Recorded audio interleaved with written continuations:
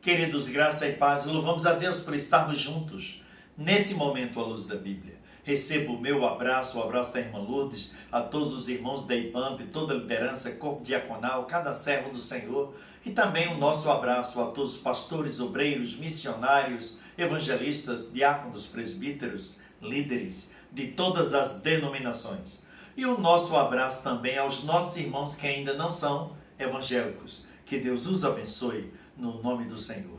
Hoje vamos meditar, queridos, em 3 versículos, que está no capítulo 4 do Evangelho segundo escreveu São Marcos, que diz assim, verso 35, 36 e 37. Naquele dia, sendo já tarde, disse-lhes Jesus: passemos para outra margem. Deixando a multidão, eles o levaram consigo. Assim como estava no barco, havia também com eles outros barquinhos. Ora, levantou-se grande vendaval, e as ondas se arremessavam contra o barco, de modo que já estava a encher-se. Nós vemos, queridos, nesse relato, esse relato está em Mateus capítulo 8, a partir do verso 23, e em Lucas capítulo 8, a partir do verso 22. Jesus já era tarde, já tinha ministrado, com certeza a multidão já tinha se despedido da multidão e pediu para que os discípulos fossem para outra margem. O Evangelho de Lucas diz que ele pediu para ir para a margem oriental. Era a margem onde não era habitada por judeus. Era um local que era habitado por pessoas gentílicas. E Jesus, quando estava no barco e os discípulos estavam remando para chegar a outra margem, o texto diz que Jesus dormiu. Como homem, ele cansou. No verso 38 diz assim, que Jesus estava na polpa dormindo sobre uma almofada.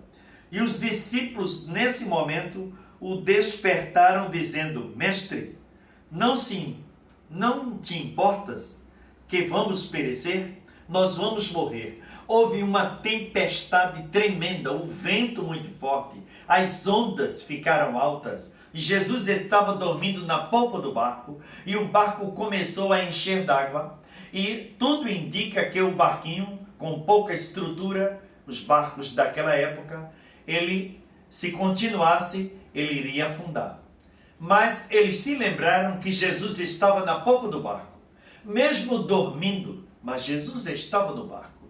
Isso nos leva a crer e nós aprendemos que em meio a qualquer tempestade, pode acontecer como tem acontecido em nossas vidas, mas o importante não é a tempestade, o importante é que Jesus esteja no barco durante a tempestade, porque se ele estiver no barco, as coisas mudam de uma forma extraordinária. No contexto aqui, queridos, do versículo 38, acordaram o mestre. Os discípulos disseram: desperta, mestre, porque nós vamos perecer.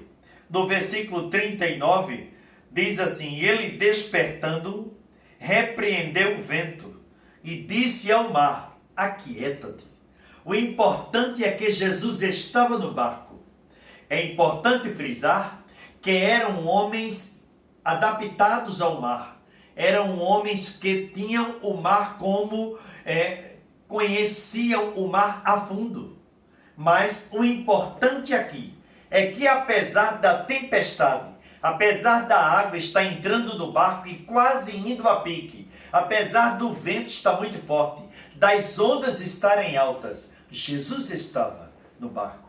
Eu quero vos dizer neste momento, nesta reflexão, que haja o que houver, haja o momento que houver, haja a tempestade que houver, mesmo que você esteja caminhando, tentando chegar a outra margem, podemos dizer assim, numa figura de linguagem falando, no mar desta vida, mas o importante é que Jesus esteja no barco. Sabe por quê? Porque quando ele está no barco, ele se levanta para dar uma palavra de ordem. Uma palavra de ordem para o vento e uma palavra de ordem para as ondas.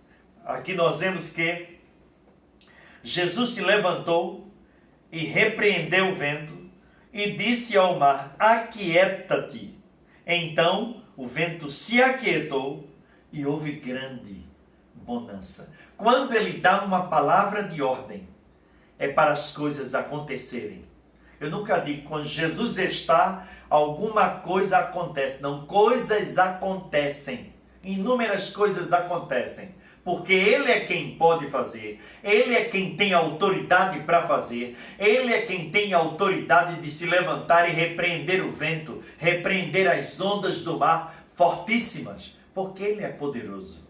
Ele é o Deus grande. Se você estiver passando por alguma dificuldade no mar desta vida, o importante é que Jesus esteja no barco.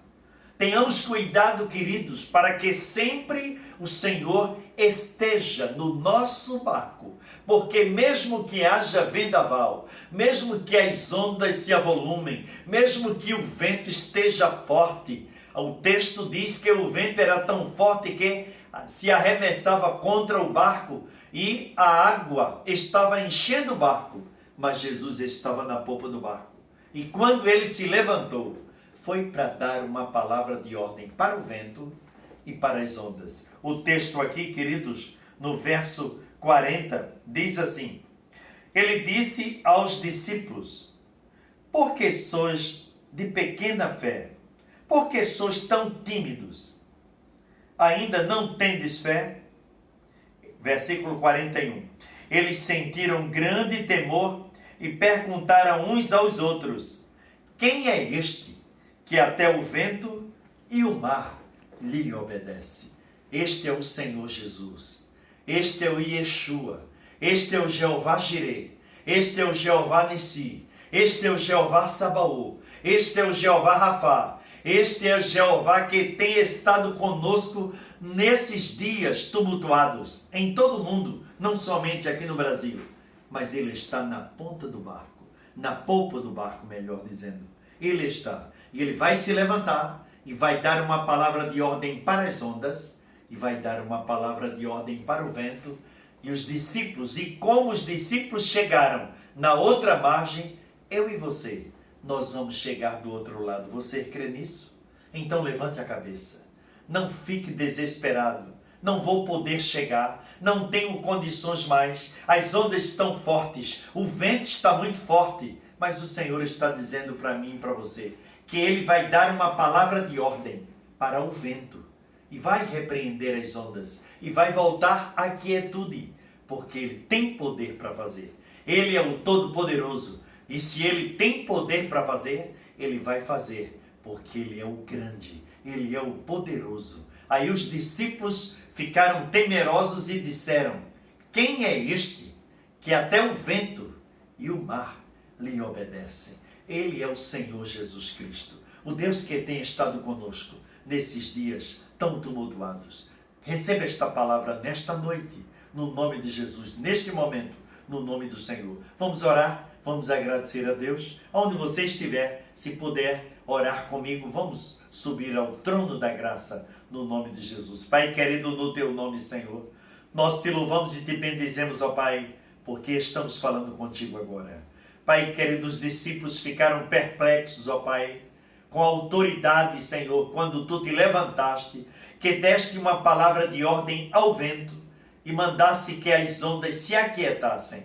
Pai querido, não temos dúvida de que no barco desta vida, no mar desta vida, Pai querido, tu estás no nosso barco, porque tu és poderoso. Meu Senhor querido, quero te apresentar agora cada família, quero te apresentar a tua igreja na terra, te apresento o Brasil, presidente da República, Pai querido, cada um dos teus filhos, aqueles que estão necessitando de uma intervenção direta tua agora, Senhor, de uma intervenção de cura. Pai querido, tu és o Deus que podes fazer. No teu nome, Senhor, nós te louvamos e tomamos posse da vitória, porque tu és o soberano, no teu nome para sempre.